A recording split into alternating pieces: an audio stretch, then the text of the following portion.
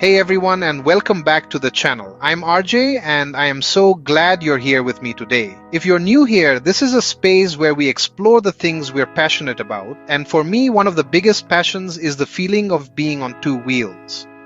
There's a certain romance to motorcycles, a sense of freedom that's hard to describe. But beyond the movies and the cool factor, there's a whole world of realities that you only discover once you're actually in the saddle. Today we're diving into 8 things nobody tells you about riding motorcycles. Now this isn't a list to scare you off, not at all. In fact, it's the opposite. This is about pulling back the curtain and sharing the real, unvarnished truths of being a rider. These are the things I wish someone had sat me down and explained before I ever threw a leg over a bike. They're the lessons learned through experience, through trial and error, and through countless miles on the road. Think of this as a conversation, a shared collection of insights that every rider should know. Let's build something together, a better understanding of this incredible pursuit. The first thing, and maybe the most crucial thing to understand, is the sheer level of mental engagement required. When you're in a car, you're in a cage, you're insulated, airbags, crumple zones, a radio to distract you. You can kind of zone out, let your mind wander to your grocery list or a meeting you have later. On a motorcycle, that's not just a bad idea, it's a recipe for disaster. You are not a passenger. You are an active participant in every single second of the ride. Your brain is constantly processing an unbelievable amount of data. It's not just about what's directly in front of you. You're scanning the road surface for gravel, oil slicks, potholes. You're watching the car 3 vehicles ahead, anticipating a sudden lane change. You're checking your mirrors every few seconds, maintaining awareness of who is behind you and in your blind spots. It's a 360-degree, three-dimensional game of chess at 60 miles per hour. This level of focus is hyper-awareness, a state of flow, almost meditative. You have to be completely present. Your mind can't be anywhere else. Hands on the grips, feet on the pegs, body leaning into the turn. Every input you give has a direct and immediate output. There's no buffer. Riding becomes therapy. It forces you to leave other worries behind. The mental clarity after a focused ride is profound. It's freedom from distraction, liberation from being anything but completely in the moment. Let's talk about something that took me completely by surprise. Riding a motorcycle is a physical workout. You look at it and you think, I'm just sitting there twisting a throttle. How hard can it be? Oh, how wrong that is. Even a short trip across town engages muscles you didn't even know you had. The machine might be doing the propulsion, but you are doing the work of controlling it. Your core is constantly engaged. Every time you accelerate, your abs and back muscles tense to keep you stable. When you brake, your core is working to keep your weight from shifting too far forward. In a turn, you're using your obliques and lower back to help guide the bike and maintain your posture. After a long day of riding, especially on twisty roads, you'll feel it in your core like a session of planks or yoga. Then there are your arms and legs. You might think it's all in the handlebars, but that's a rookie mistake. You're supposed to have a light touch on the grips. The real steering input comes from your body and legs. You're gripping the tank with your knees, using your thighs to anchor yourself to the bike. Even just holding a heavy bike upright at a stoplight is a workout. So don't be surprised if you feel tired after a ride. It's a good kind of tired. In a car, weather is an inconvenience. Rain means you turn on your wipers. Cold means you turn up the heat. On a motorcycle, weather is not an inconvenience. It is a fundamental factor that dictates every aspect of your ride. It dictates your comfort. It dictates your safety. Sometimes, whether you ride at all, you don't just experience the weather, you wear it. Let's start with rain. Rain on a motorcycle is a completely different beast. It's not just about getting wet. Visibility plummets, both for you and for the cars around you. Your face shield fogs up on the inside and gets covered with droplets on the outside. The road, which was your grippy, predictable partner, suddenly becomes a slick, treacherous surface. Painted lines, manhole covers, patches of oil. Then there's the cold, and I mean real cold. The wind chill at 60 miles per hour is no joke. A pleasant 50-degree day can feel like it's below freezing on a bike.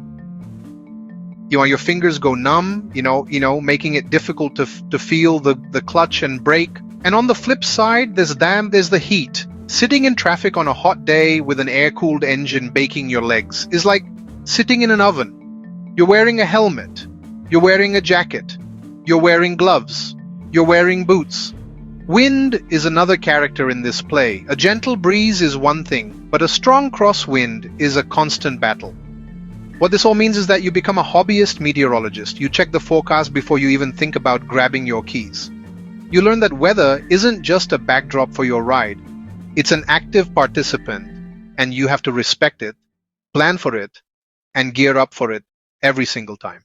This is a big one, and it's something that gets the priorities all mixed up for a lot of new riders. We see the shiny, powerful, expensive motorcycles in the showroom, and that's what we fixate on. But here's the unvarnished truth. The gear you wear is infinitely more important than the motorcycle you ride. I'm going to say that again. Your gear is more important than your bike. Think about it this way.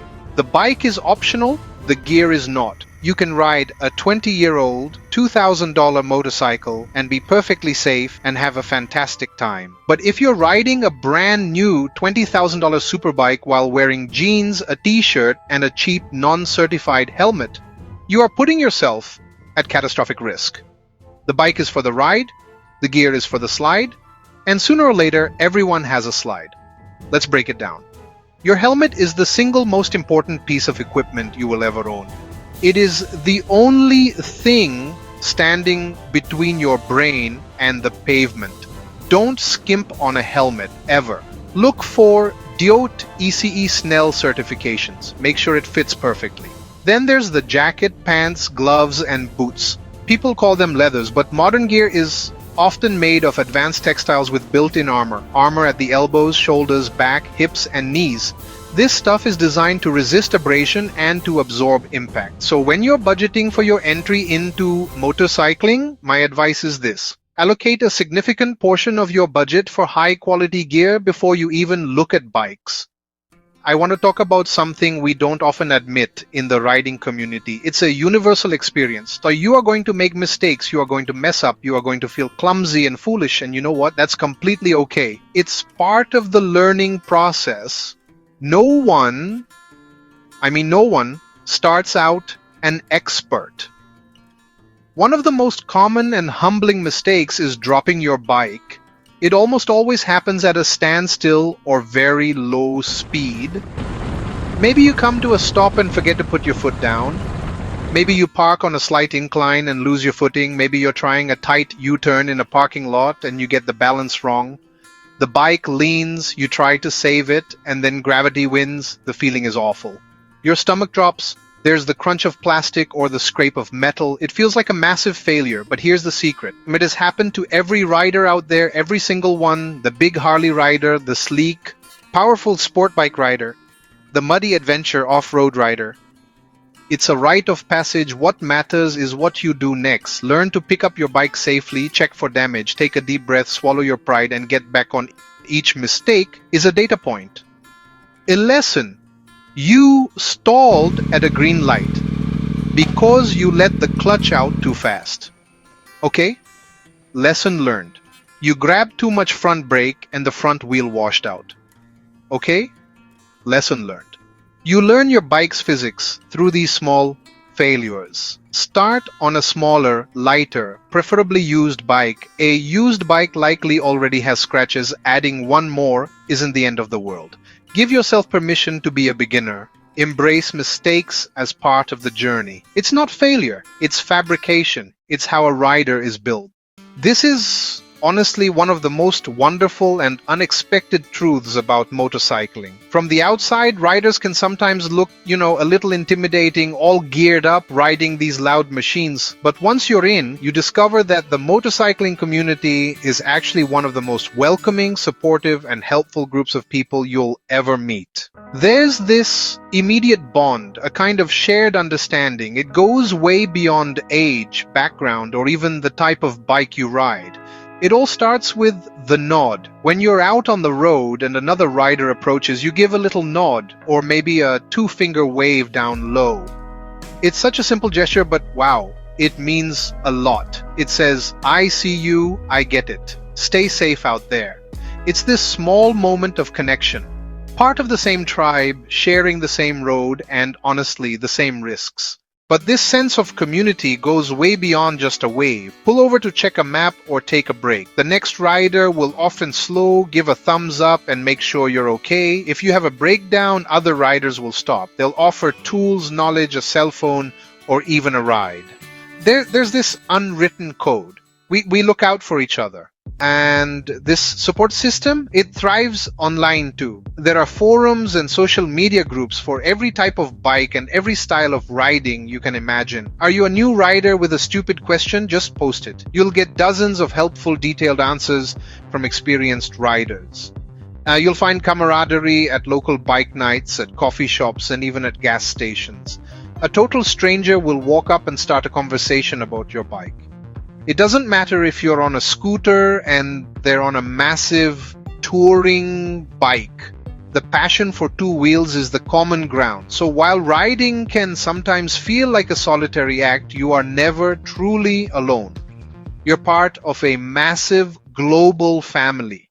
A motorcycle is not like a modern car. You don't just turn the key and go waiting for the service light. It's a living, breathing machine that needs constant attention. It's a relationship. Maintenance is an ongoing conversation with your bike. Understanding this is crucial to being a safe rider.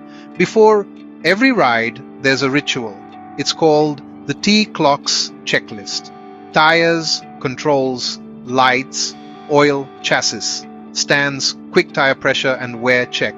Check clutch and brake levers. Check headlights, brake lights, turn signals, check oil level, once over chassis for anything loose. 60 seconds can save your life. This isn't just safety, it's intimacy with your machine. Small checks teach you your bike's personality. Chain looking dry, bolt feeling loose. You develop mechanical sympathy. You're becoming a caretaker. Then there's regular, more involved maintenance. Chain care, the most common. Clean and lube every 300-500 miles. Beyond the chain, oil changes, more frequent than cars. Check and adjust cable tension, bleed brakes, check brake pad wear. You don't need to be a master mechanic. Learning basic maintenance is empowering. YouTube tutorials, service manuals, forum posts. That knowledge gives road confidence. It's the pact you make with the machine. This is the last point, and honestly, it's the hardest to describe, but it's the most profound. Riding a motorcycle fundamentally changes your perception. It changes how you see the world, how you move through it, and how you experience the simple act of travel. It rewires your brain in the most wonderful way. When you're in a car, you're kind of observing the world through a window like you're watching a movie. On a bike, you are in the movie. You become acutely aware of your surroundings in a way you never were before. You don't just see a road, you see the camber, the surface texture, the crown. You notice the way the afternoon sun casts long shadows that can hide potholes. You smell the freshly cut grass in a field you're passing, the scent of pine trees in a forest, or even the rain before it starts to fall. You feel the temperature drop as you descend into a valley. The world is no longer a two-dimensional picture. It's a multi-sensory, four-dimensional experience. Travel itself is transformed. A trip is no longer about getting from point A to point B as quickly as possible. The journey is the destination. You start seeking out the curvy, scenic back roads instead of the boring straight highways. A 50-mile trip can become a 150-mile adventure. You discover small towns, roadside diners, and scenic overlooks you never knew existed. Your map of the world expands and fills with color and detail. This heightened awareness bleeds into your life off the bike too. You become a better driver in your car because you're now instinctively scanning and predicting traffic. You're more aware of the motorcyclists around you, giving them more space and understanding their movements. You've seen the world from their vulnerable perspective, and it builds a powerful sense of empathy. And there you have it. Now, 8 realities of riding that go beyond the surface, from the intense mental focus to the incredible community. These are the truths that shape the experience. But honestly, this is just my perspective, built from my own miles and my own mistakes. The real story is the one you build for yourself. I would absolutely love to hear from you in the comments below. What's something you wish you had known before you started riding? If you're new, what surprised you on this list? Let's continue this conversation and learn from each other. This community is the best part of making these videos. Your engagement means the world. If you found this helpful, please give it a thumbs up. Consider subscribing if you haven't already, and hit that little notification bell so you don't miss future builds and adventures. We've got a lot more to explore together. Every click helps the channel grow and lets me keep making content like this. Thank you for spending your time with me today. It's a privilege to share this passion with you. Be safe out there. Be smart. Never stop learning. Thank you for watching a video from Mods and Rides. We'll see you in the next one.